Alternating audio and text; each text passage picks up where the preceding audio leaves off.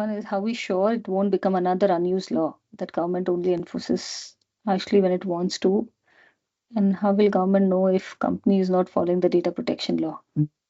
I think we can take a question. So in the data protection law, they have set up an enforcement authority called the Data Protection Board, right?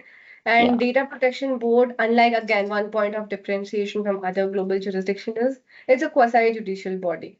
It doesn't come up with the frameworks or guidances. While it might do it through other forms, central government has all the powers, and what we see through this BRD mechanism, right? How a business requirement development for a consent management should look like. MeitY will still have these practices, but the question that is asked that how will government know? Of course, you will only tell them. How? Through audits, right? So there's a requirement that if you happen to be a significant data fiduciary, and who is a significant data fiduciary, we don't know yet, but we know for sure the banking institutions, the hospital, healthcare institutions, given the vast amount of data and the sensitivity of data that they possess, they are going to be a significant data fiduciary. And you know what, personally, whenever I have to tell Isha that how to start off with my compliance, I always say, presume you are a significant data fiduciary and do your compliance, start off your compliance journey, because it's better to do it for the maximum right.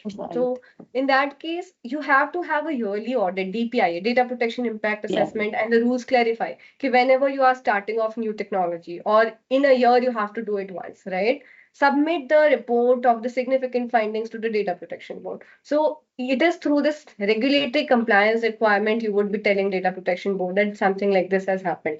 The second channel, I think, is the data breach reporting, right? If something has happened, you have to report to the you have to report to the data principal, and you have to tell the Data Protection Board.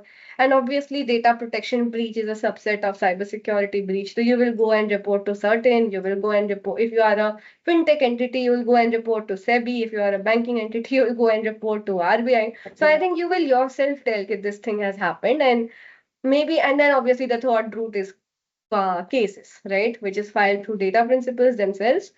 When they do not get the grievance redressal from your end, and or data protection board may uh, come to you and ask for a certain solution. So I think these are 3-4 ways where government will come to know for sure that something like this has happened in your organization.